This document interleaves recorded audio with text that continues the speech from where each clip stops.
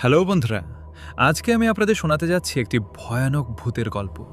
তবে গল্পটা শুরু করার আগে একটা ছোট অনুরোধ, অবশ্যই হেডফোন লাগিয়ে নিন, কারণ এই গল্পটা একা শোনার মতোই বেশি ভয়ঙ্কর। আমি আপনাদের সাথেই আছি। আমি আরজে তারিকুল, এবং আপনারা দেখছেন আমার YouTube channel RJ Tariqul FM. বন্ধুরা, গল্পটা শোনার আগে সবাইকে অনুরোধ করব, আমার ইউটিউব চ্যানেলটি এখনই সাবস্ক্রাইব করে রাখুন, কারণ এরকম আরও ভয়ানক ভূতের গল্প আমি আপনাদের জন্য নিয়ে আসব। তো চলুন আর দেরি না করে শুরু করা যাক আজকের ভয়ঙ্কর গল্প। কালো দরজার ওপাশে, পার্ট 2। রাত 3:07। দরজার ওপাশ থেকে তখনও সেই কণ্ঠটা ভেসে আসছে, রাফি, দরজা খোল। আমি বিছানার উপর বসেছিলাম, পুরো শরীর ঘামে ভিজে গেছে, অথচ রুমটা অস্বাভাবিক ঠান্ডা। প্রথমে ভাবলাম এটা হয়তো আমার মনের ভুল, কারণ নাবিল হারিয়ে যাওয়ার পর থেকে আমি ঠিকমতো ঘুমাতেই পারতাম না। কিন্তু তারপর আবার টক টক টক, এবার শব্দটা আরও জোরে। আমি ধীরে ধীরে দরজার কাছে গেলাম। পিপ হোল দিয়ে বাইরে তাকাতেই বুকের ভেতরটা জমে গেল। করিডোর ফাঁকা, কেউ নেই, কিন্তু শব্দটা ঠিকই হচ্ছে। মনে হচ্ছিল দরজার একদম কাছে দাঁড়িয়ে কেউ নখ দিয়ে আঁচড় কাটছে। আমি ভয় পেয়ে পিছিয়ে আসলাম। ঠিক তখনই ফোন বেজে উঠল, অজানা নাম্বার। ফোন ধরতেই ওপাশে কয়েক সেকেন্ড নিঃশ্বাসের শব্দ, তারপর খুব আস্তে একটা গলা, দরজা খুলিস না। আমি চিনে ফেললাম গলাটা, নাবিল। আমার পুরো শরীর কেঁপে উঠল। আমি চিৎকার করে বললাম, তুই কোথায়? ওপাশ থেকে ফিস ফিস শব্দ এলো, ওরা আমার সঙ্গে আছে। তারপর হঠাৎ অনেকগুলো মানুষের গলা একসাথে বলতে লাগলো, রাফি, দরজা খোলো। লাইন কেটে গেল, সাথে সাথেই পুরো বাসার লাইট বন্ধ হয়ে যায়, চারদিকে অন্ধকার। আমার মোবাইলের ফ্ল্যাশ জ্বালাতেই দেখি দরজার নিচ দিয়ে ধীরে ধীরে কালো ধোঁয়া ভেতরে ঢুকছে, ঠিক যেভাবে নাবিলের বাসায় দেখেছিলাম। আমার মাথা কাজ করছিল না।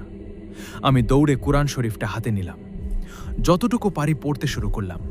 আর তখনই ধাম, মনে হলো কেউ বাইরে থেকে দরজায় লাথি মারল। পুরো দরজা কেঁপে উঠল। এরপর একদম চুপ। হঠাৎ আমার রুমের আয়নাটা টক করে ফেটে গেল, একটা ছোট্ট ফাটল। তারপর ফাটলটা ধীরে ধীরে বড় হতে লাগলো। আমি মোবাইলের আলো আয়নার দিকে ধরতেই দেখলাম আমার পিছনে কেউ দাঁড়িয়ে আছে, লম্বা, কালো, মাথাটা অস্বাভাবিকভাবে বাঁকা। আমি সাথে সাথে পিছনে তাকালাম, কেউ নেই। আবার আয়নায় তাকাতেই অবয়বটা এবার আরো কাছে, এত কাছে যে ওটা নিঃশ্বাস যেন আমার ঘাড়ে লাগছিল। আমি ভয় পেয়ে আয়নার দিকে কুরআন শরীফ ছুঁড়ে মারলাম, দ্রাম! আয়নাটা ভেঙে মাটিতে পড়ে গেল। আর তখনই পুরো বাসা নিস্তব্ধ, সব শব্দ বন্ধ। মনে হলো সব শেষ। কিন্তু আসল ভয়টা শুরু হয় পরদিন।